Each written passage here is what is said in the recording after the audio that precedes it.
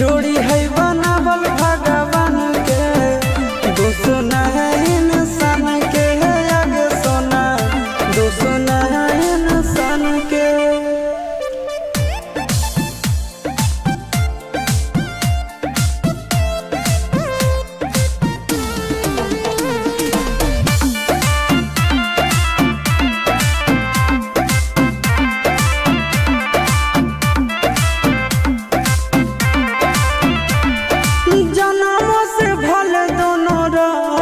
साथ में कहरम तो विधात के हाथ में,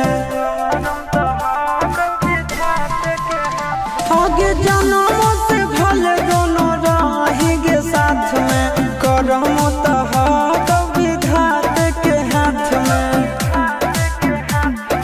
कन्हैया से मिल जाते हमारा तो मंगल तियल कान के, है आगे सोना मंगल बनावल भगवान के, दोस्त न है इंसान के, आगे सोना दोस्त न है भगवान के। जोड़ी है बनावल भगवान के, दोस्त न है इंसान के, आगे सोना दोस्त न है इंसान के।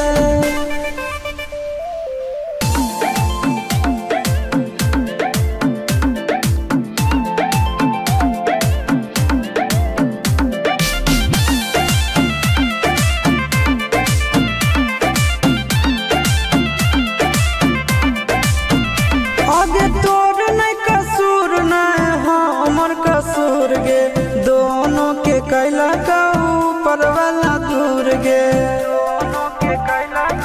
ये सोना आगे तोर नहीं